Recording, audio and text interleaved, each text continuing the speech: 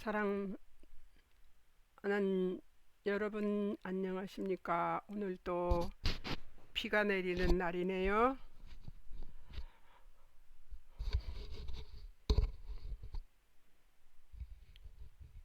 사랑하는 하나님 아버지 은혜를 감사합니다. 오늘은 마가복음 4장 공부를 할 것입니다. 하나님 잘 할 수 있도록, 그리고 들을 길을 열어주시도록 하나님 축복해 주시기를 소망하며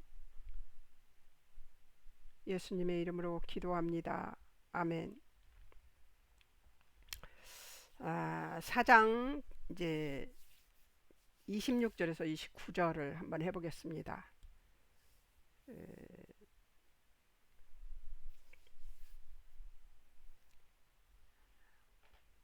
비유의 주제가 뭐냐면 하나님 나라는 사람이 씨를 땅에 뿌리는 것 같다 그랬어요. 26절에. 근데 여러분 조금 계속해서 들려오는 소리가 있지요. 하나님 나라라는 소리요. 하나님 나라는 나라의 비밀을 너에게 주었으니 11절에도 나오고, 또 하나님 나라가 또 나오죠. 26절에서 지금 하나님 나라가 또 나오고 있습니다. 예수님이 왜 하나님 나라를 계속 쓰는지를 이제 다 맞춰갈 때쯤이면 알게 되겠죠.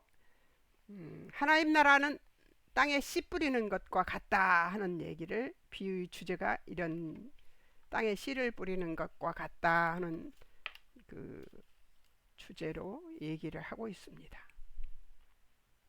씨앗을 자라게 하며 풍성한 수확을 이루게 하는 신비로운 능력을 강조하고 있는 것이죠.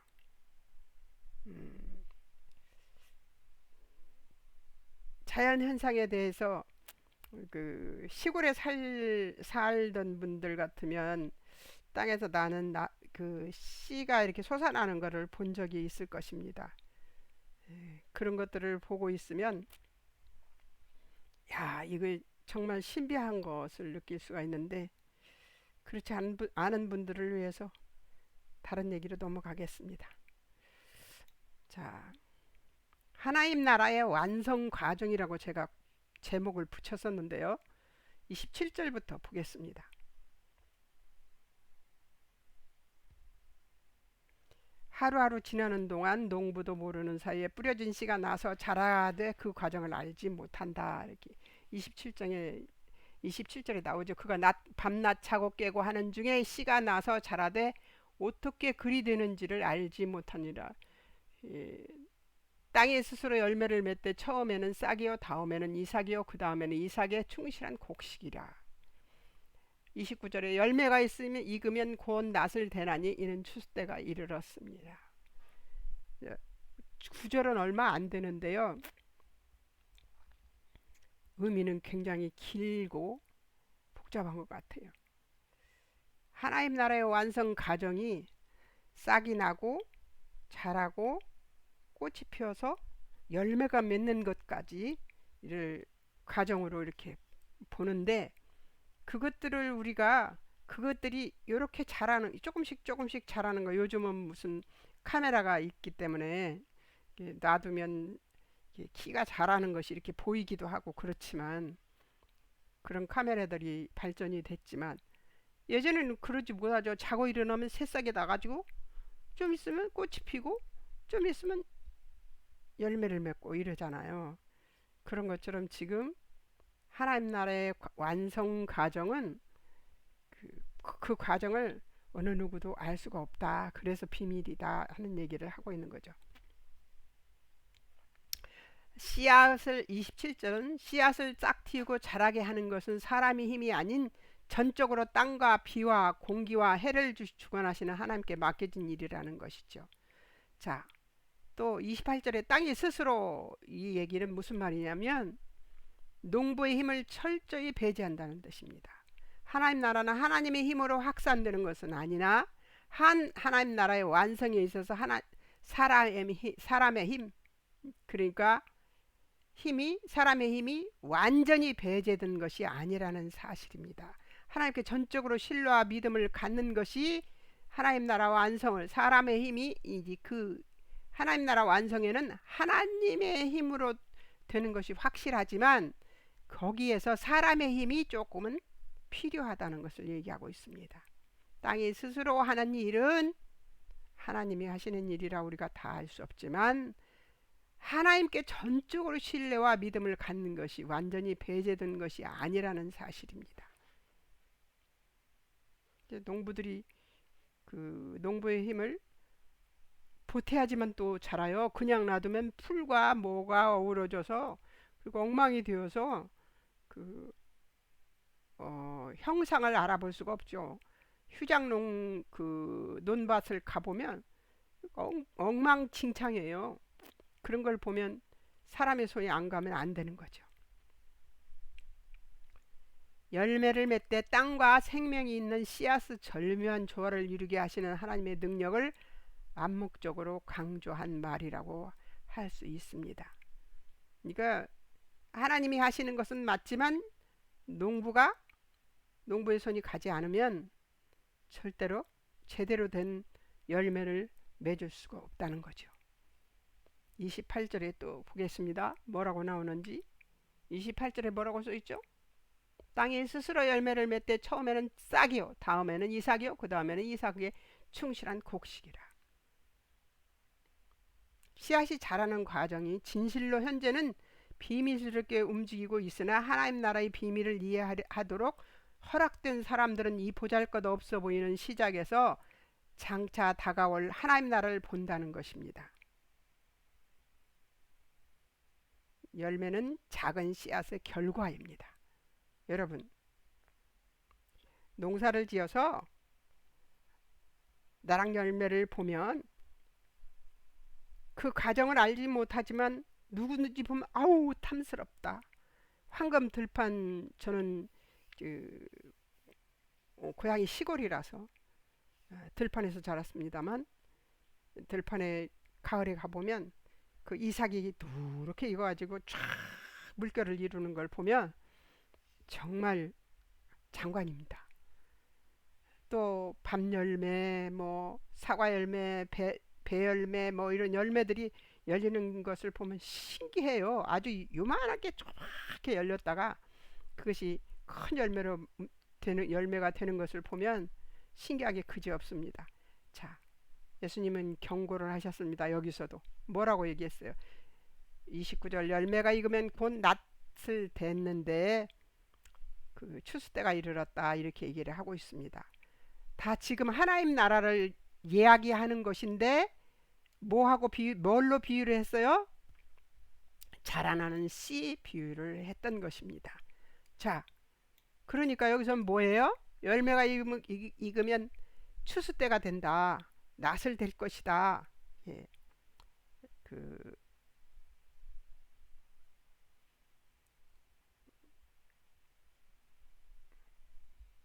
요엘서 보면 3장 13절에 하나님 나라의 도래가 지금은 모호해 보이고 숨겨져 있으나 영광스럽게 나타나는 그날은 최후의 심판이 반드시 이루어질 것이란 확실성이 있지요. 요엘서에 보면은 그 마지막 날에 대해서 최후의 날에 대해서 이렇게 얘기한 것이 있습니다. 복음의 씨앗을 뿌리고 하나님 나라 확장을 위해서 일하는 것은 사람이지만 궁극적으로 하나님 나라를 완성시키는 분은 누구? 하나님이시라 그 얘기죠. 그러니까 저는 여기서 여러분들한테 얘기하고 싶은 것이 무엇이냐면 싹이 자라서 씨를 맺기까지 그 열매가 자라는 것이 우리 눈에 보이지는 않지만 열매가 잘 자라고 잘 익으면 낫을 대고 추수를 할 것이다는 그런 얘기를 하면서 하나님 나라에는 무엇이 있다? 반드시 열매를 맺을 것인데 심판을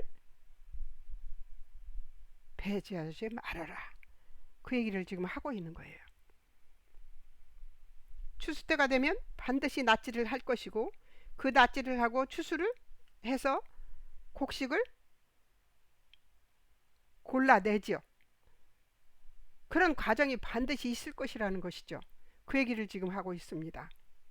자, 이 앞에서는 무엇 얘기들을 했어요? 하나님 나라의 비밀은 뭐다? 사람들에게 드러내 보이지 않지만 반드시 감춰져 있는 것이지만 볼 자는 볼 수 있는 자들은 볼 수 있다. 들을 수 있는 귀를 가진 자는 들어라. 이 얘기를 하고 있는 것이고, 지금 여기서는 무슨 얘기를 해요? 하나님 나라는 땅에 씨를 뿌린 것처럼 그 결과가 반드시 있을 것이라는 얘기를 하고 있습니다. 그러면 다음 구절로 가보겠습니다. 다음 구절을 가서 이제 또 해보죠.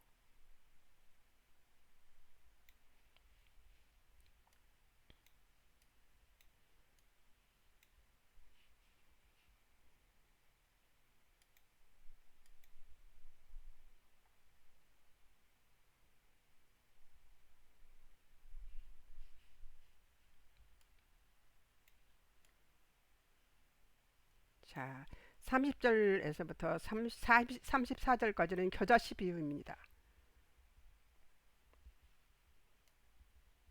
여기서도 하나님 나라에 대해서 또 얘기를 하십니다. 하나님 예수님께서 자, 예수님께서 30절에 또 이르시되 우리가 하나님의 나라를 어떻게 비교하며 또 무슨 비유로 나타낼까 이러고 있어요. 예수님이 그걸 몰라서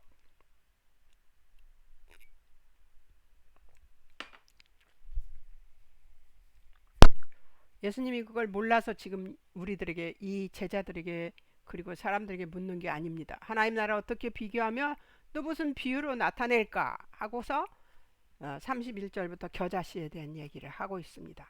겨자씨는 정말 작아요. 그 좁쌀씨보다 작은 것인데 자라서 모든 풀보다 커지면서 큰 가지를 내나니 공중의 새들이 그 그늘에 깃들일 만큼 되느니라 이러고 얘기를 하고 있어요.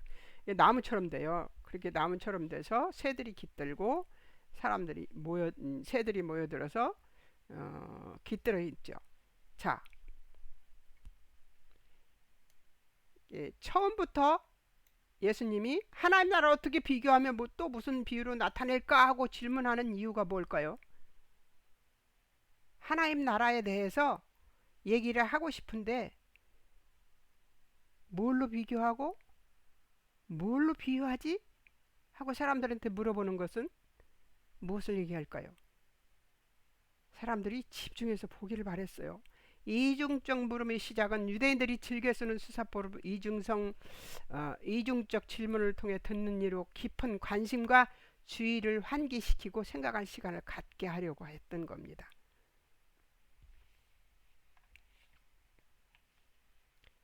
자, 그 다음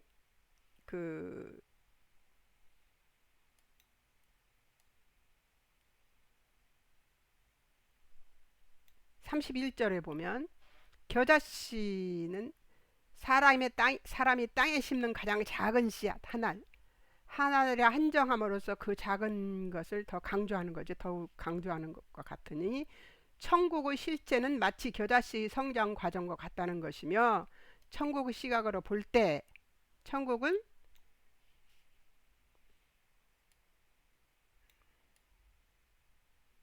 여러분들이 보기 좋게 하려고요. 글씨를 크게 만들었더니 글씨를 조그맣게 만들면 이게 한 화면에 다 비치는데 그렇지 않네요. 하나리라 한정함으로써 그 작은 것을 더 강조하는 거죠. 천국의 실체는 마치 겨자씨의 성장 과정과 같다는 것이며 천국은 사람들의 시각으로 볼 때 세상이 그 어떤 것보다 작아 보일 수 있다는 것이며 그러니 천국은 흥황한 모습으로서의 미래성을 내포한다는 것에서 겨자씨가 가지고 있는 생명력 넘치는 본질을 이해하도록 만드는 것인데요. 뭐냐면 우리들에게 천국을 볼 수 있는 곳이 아니잖아요. 상상만 할 수 있는 곳이지. 그러니까 사람들이 생각할 때 그 적게 느껴지는 우리가 천국을 실제로 대한민국을 보는 거와 또 실제로 다른 나라 큰 나라에 가서 큰 나라 보는 거와 좀 다르지 않아요? 그런 것처럼 그 천국을 우리가 상상만 하고 우리 생각으로 상상만 하는 것이지, 그리고 성경책에 나온 대로만 기억하는 것이지, 알고 있는 것이지, 실제로 본 것은 아니잖아요. 그러니까 겨자씨를 비유해서 작은 겨자씨가 이렇게 커진 것, 나무처럼 커지는 것처럼 이렇게 그 천국의 본질을 좀 설명해 보고 싶으셨나 봐요, 예수님이. 자, 32절 공중의 새들이 그 그늘에 깃들 만큼 되므로 천국의 확장을 얘기하는데요. 31절에 보면 땅에 심길 때는 땅 위의 모든 씨보다 작은 것이로되 신균은 자라서 풀보다 커지며 큰 가지를 내므로 겨자 실체는 나물이지만 실제 그 크기가 3, 4미터나 돼요. 사람 키보다 훨씬 크고, 우리 동네에 심겨져 있는 그 가로수 나무보다 조금 작을까요? 그 줄기 굵기가 사람 팔뚝 굵기만큼 자라므로 다 크면 나무의 모습과 같아집니다. 하나님 나라 복음도 보기에는 작아 보이지만 이력이 있다는 것이죠. 솔직히 얘기해서 복음 듣고 사람들이 그 저도 그랬지만 처음에 믿어졌나요? 수도 없이 듣습니다. 교회에 가면 어릴 때부터 가서 앉아서 이렇게 들으면 다 복음 얘기했을 거예요. 목사님들이나 뭐 장로님들이나 뭐 설교하신 분들이. 그런데 그거 못 알아듣잖아요. 그런 것처럼 천국을 정말 적게 겨자씨처럼 겨자씨 모양 같이 느끼고 있다고 생각하는 거죠. 자, 이유. 땅에 심길 때는 땅의 모든 씨보다 작은 것이로되 이래서 여기 했죠. 자, 비유 사용 이유. 예수님이 왜 이 비유를 가지고 사용을 했는가? 예수님은 많은 비유로 그들이 알아들을 수 있는 데까지 가르치신 거예요. 그러니까 뭐예요? 지금까지 천국에 대해서 어떤 것을 했어요? 예? 자, 1절에서부터 20절까지는 밭의 비유, 씨 뿌리는 비유 했죠. 씨 뿌리는 밭의 비유를 했어요. 그 다음에 등불 비유를 했죠. 그 다음에 등불 비유를 했어요. 등불 비유 뭐라고 했어요? 21절부터 25절까지 귀 있는 사람은 들어라. 하나님의 계시는 하나님 나라의 비밀을 계시하려고 켠 등불과 같다. 하나님 나라는. 그래서 절대 등경 위에 말 아래 두지 않는다. 이런 얘기를 했고요. 하나님 나라는 땅에 씨 뿌린 것 같다. 사람들이 보지도 못하고 알지도 못하고 그러는 사이에 이것들이 자라서 싹을 틔우고 열매를 맺게 되는 것처럼 그렇게 달라진다. 하나님 나라는 아주 비밀스러워서 너희들이 다 알지 못한다. 그 얘기를 하고 있는 것이죠. 그리고 하나님 나라에 대해서 또 얘기를 합니다. 뭐라고 얘기해요?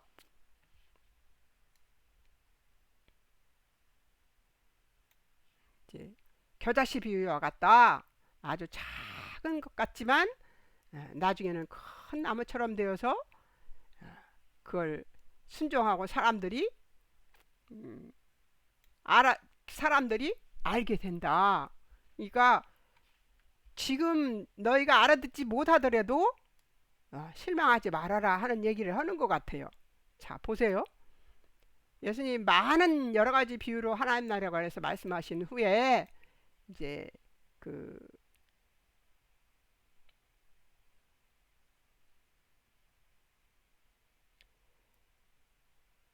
그들이 알아들을 수 있는 데까지 가르칩니다. 비유란 듣는 이의 영적 감지력과 진리에 대한 이해력 부족 여부에 따라 쉽게 또는 어렵게 여겨질 수 있는 것인데요.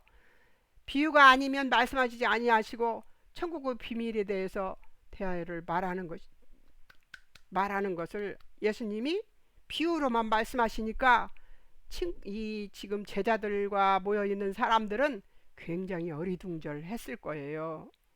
근데 그 들을 자들만 들으라고 얘기하는 거잖아요. 예수님이.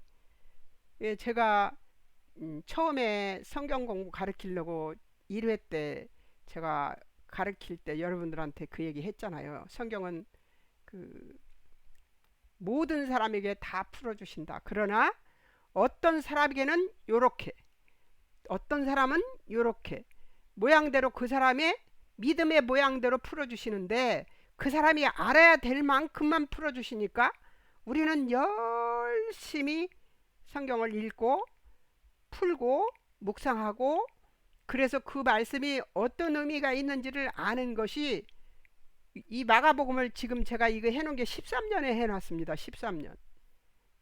예, 2013년에 해놓은 거예요. 근데 제가 지금 2021년 다시 보면서 전부 새로 합니다.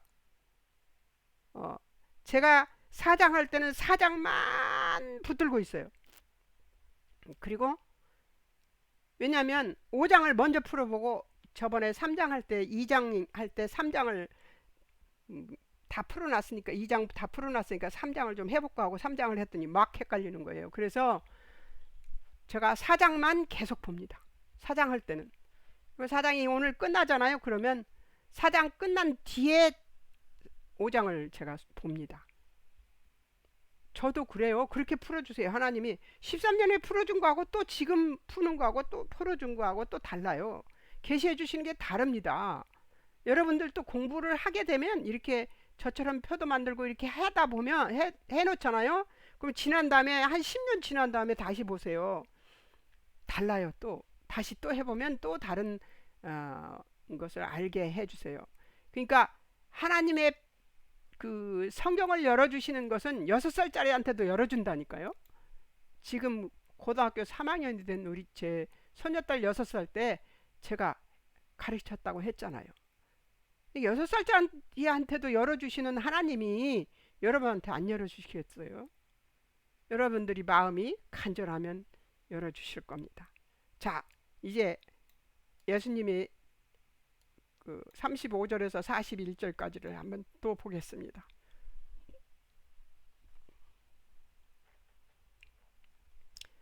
언제 그랬을까요? 35절. 그날 저물 때에 여러 가지 비유로 하나님 나라에 관하여 말씀하신 후에 여러 가지로 얘기를 했어요. 그러고 난 다음에 37절에 배의 고물에서 베개를 베고 주무시고 계십니다.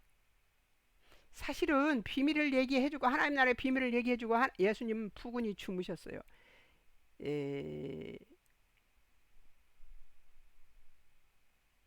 예수님께서 극한 혼란 속에서 고물에 베개를 베고 주무신다는 것은 하나님에 대한 신뢰를 바탕으로 한 절대적인 안정성을 보여주는 것이죠.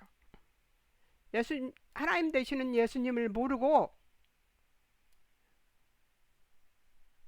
신뢰가 없이 불안 가운데서 만난 광풍 앞에서 제자들은 우왕좌왕하지만 예수님은 고물에 베개를 베고 딱 들어누워서 지금 주무시고 계십니다. 여러분, 믿음의 안정성을 가진 분이면, 그렇죠, 하나님에 대한 신뢰를 제대로 가지고 있는 사람이면 이런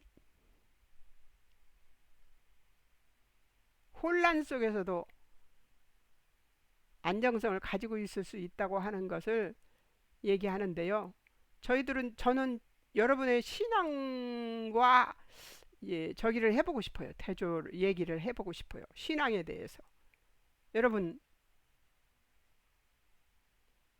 그런 거 한번 느껴보시지 않았어요?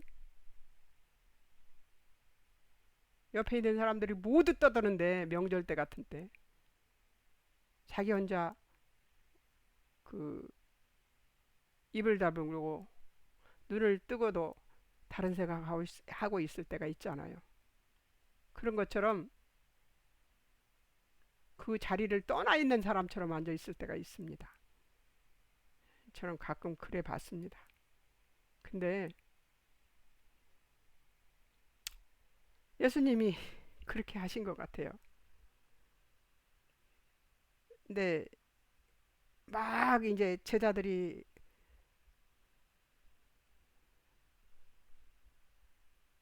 큰 강풍이 일어나 물결이 배에 부딪혀 들어오니까 제자들이 막 예수님을 깨우죠. 죽게 되었으니까 돌봐달라고 하죠. 예수님이 가자고 그래서 따라왔는데 지금 죽게 생겼다 이거죠. 제자들은.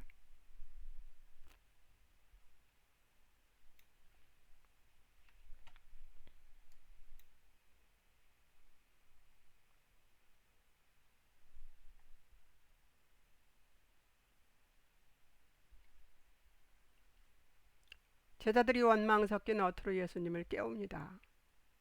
예수님 모르는 제자들의 무례함을 예수님을 알고자 하는 마음이 없어서 예수님이 주권을 인정하지 못하면서 우리의 필요 또한 당시 제자들을 저지른 그 필요를 자기네들의 필요만 바라보고 있는 거죠. 그러니까 예수님한테 우리가 이것을 예수님이 사람을 병든 자를 고치는 것도 봤고 그 이렇게 하나님 나라의 비밀을 가르쳐 주시는데도 예수님을 도당체 믿고 있지 않는 거죠. 신뢰하고 있지 않는 거예요. 그러니까 이들은 예수님을 신뢰한 것보다 먼저 앞에 닥친 상황을 먼저 보는 거죠. 우리 모두 다 그렇습니다.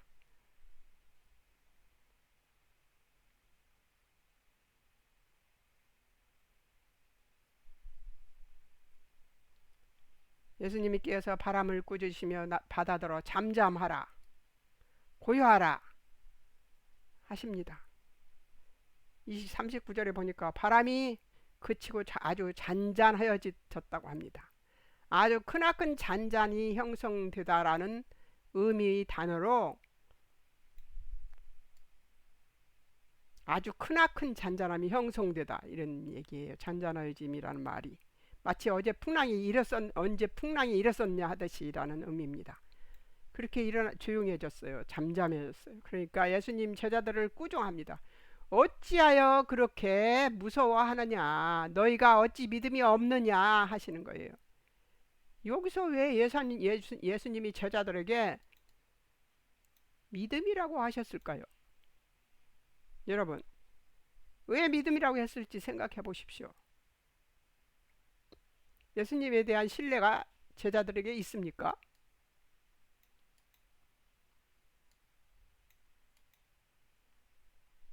예수님에 대한 신뢰가 제자들에게 없습니다. 전혀. 그러니까 같이 따라다니며 제자라고 하고 이름을 붙이고 다니면서도 이들은 지금 예수님에 대해서 잘 모릅니다.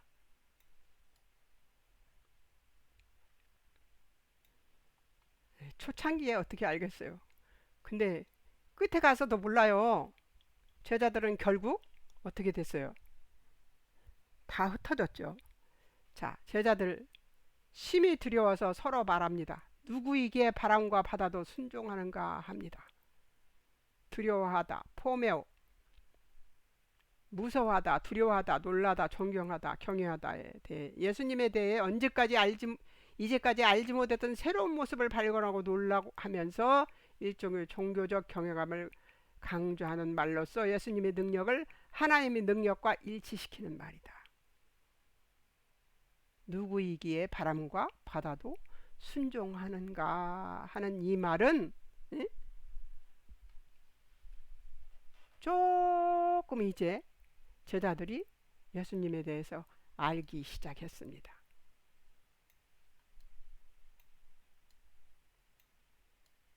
자, 예수님은 지금 어떻게 했어요? 하나님 나라에 대해서 제자들에게 일장 강의를 하신 겁니다. 한편의 설교같이 하신 거예요.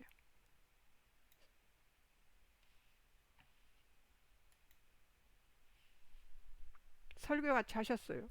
자, 이제 어떻게 하시는 거 보겠습니다. 어떻게 하셨는지 한번 찾아보도록 하겠습니다. 저는 이번에는 왔다 갔다 하면서 안 보여드리고 그냥 제가 크게 복사한 것을 읽어드리도록 하겠습니다. 예수님이 계시를 받을 수 있는 신앙을 가진 자들만 하나님 나라의 비밀을 알게 되는 것은 지금이나 그때나 다를 것이 없다. 단지 그들은 지금은 한 번의 말씀으로 지나가지 않고 그 말씀이 종이책에 쓰여져 있어서 언제든 읽고 깨닫기만 하면 되는 놀라운 은혜의 시대라는 것만 다를 뿐이다. 이것은 이 시대를 사는 우리가 받은 아주 특별한 은혜라는 것임을 우리는 기억해야 됩니다. 지금은 정말 은혜의 때예요.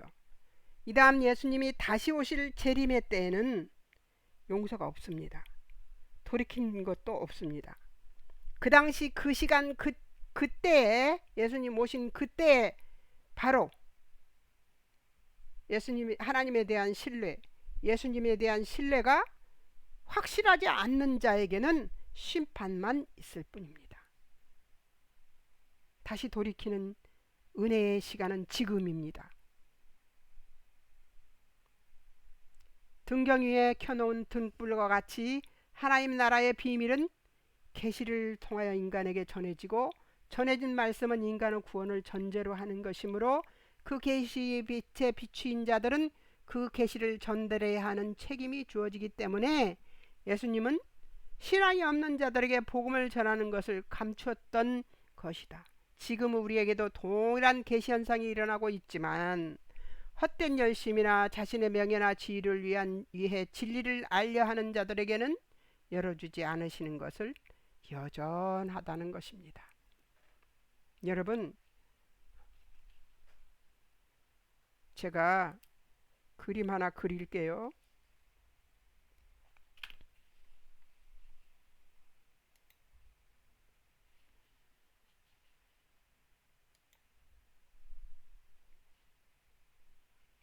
제가 이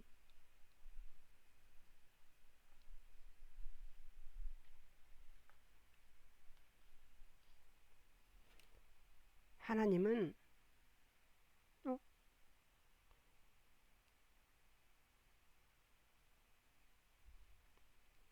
하나님은 우리가 알려고 하는 것 중에 이렇게 제가 그림 잘 못 그립니다.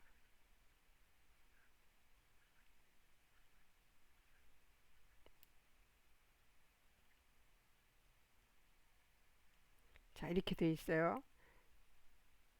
성경 공부를 하고 진리를 알려고 하는 것은 알아서 배우는 것은 지식적인 믿음입니다. 이렇게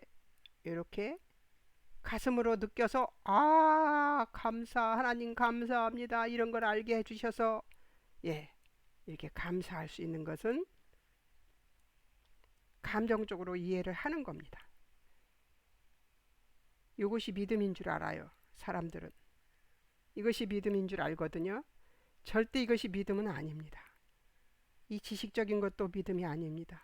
여러분, 지식적으로 알려고 하면은 학교 공부하듯이 공부하면 성경 공부하면 돼요. 그런데 이렇게 깨닫고 느끼고 감사하는 것으로 끝나는 게 아니에요. 하나님의 말씀은 지식적으로 터득하고 그렇구나 깨닫게 해주신 것도 하나님의 은혜요. 하나님 감사합니다. 이걸 깨닫게 해주셔서 그리고 이것이 이런 뜻이었군요. 감사합니다 하는 것도 하나님의 은혜입니다. 하나님께서 여기서도 계시해 주시고 이것도 계시해 주는 거예요. 그런데 이것까지는 뭐라고요? 믿음이 아닙니다. 믿음 아니에요. 자, 그 다음 어떤 것이 믿음일까요? 이 발이 움직이고 이 손이 움직여서 이 말씀을 실천하는 것이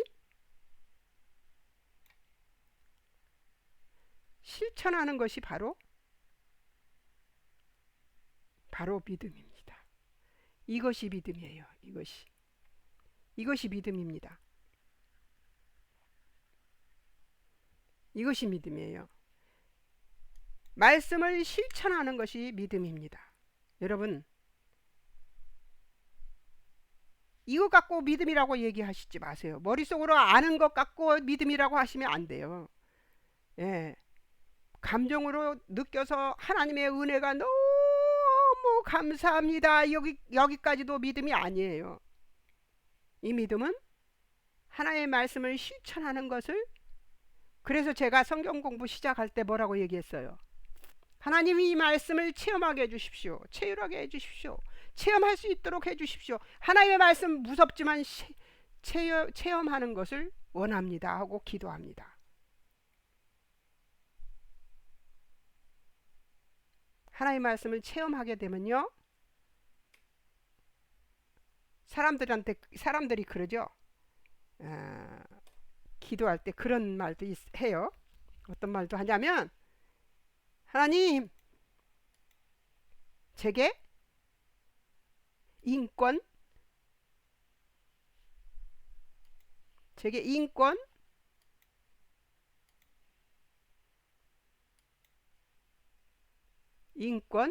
뭐 물권, 뭐 이런 거 달라고 그래요. 영권 달라고 그러죠. 영권이 어디서 나오는 줄 아세요? 하나님 말씀을 체험하는 데서 나옵니다. 저 프리셉트 가면은 프리셉트 목사님부터 저더러 무섭다고 합니다.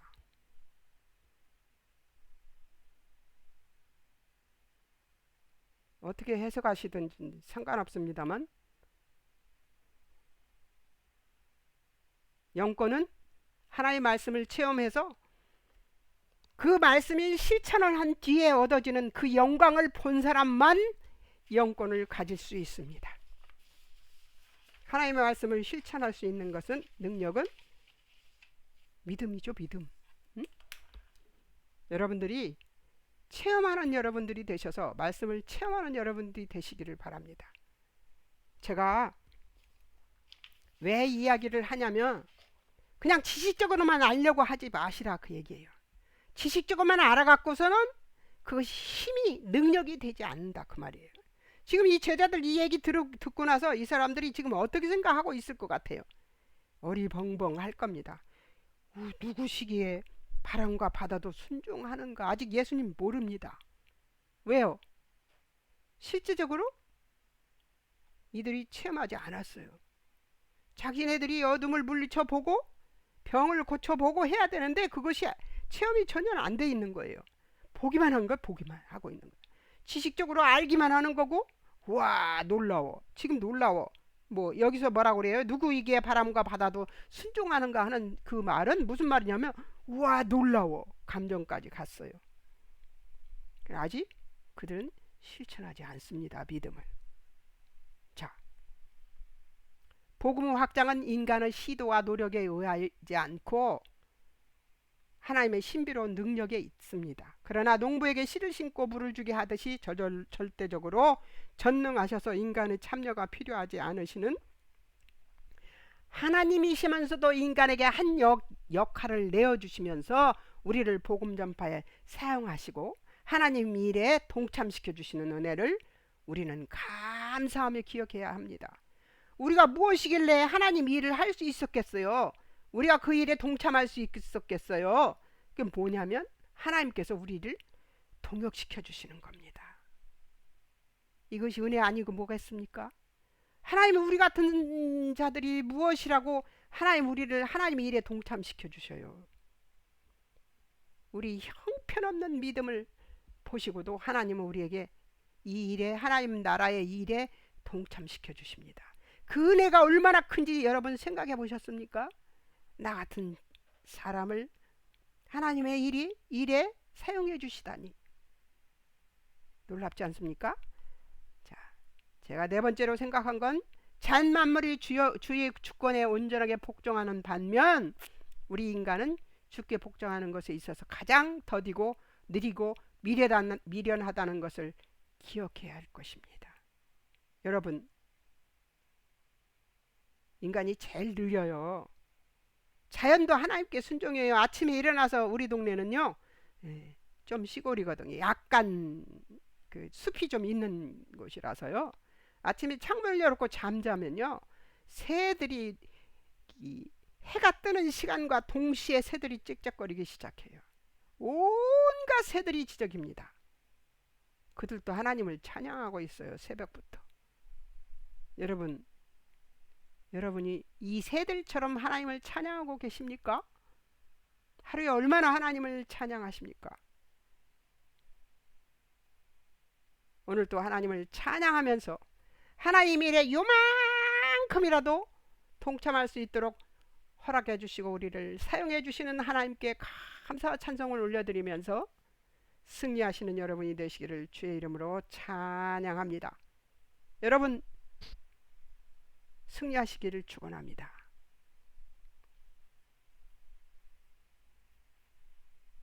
아멘. 사랑하는 하나님 아버지, 은혜를 감사합니다. 우리들의 믿음이 유리조각같이 깨진 유리조각같이 조그마한 유리조각이어도 우리 믿음이 하나님의 빛을 발할 수 있는 조각이라는 사실을 잊지 마시기를 바랍니다. 하나님, 감사합니다. 요 깨어진 유리조각같이 조그마한 믿음이지만 하나님의 빛을 반사할 수 있는 이 동참할 수 있는 기회를 주신 하나님께 감사와 찬송을 올려드리며 예수님의 이름으로 기도합니다. 다음 주 5장 공부할 겁니다. 귀신을 색칠하시고요. 예수님, 하나님, 성령님은 기본입니다. 제자들 색칠하시고요. 말씀 색칠하셔야 되고요. 인물이 있으면 인물을 색칠하십시오. 그것만 색칠하면 됩니다. 그리고 다음 주에 뵙겠습니다. 승리하십시오.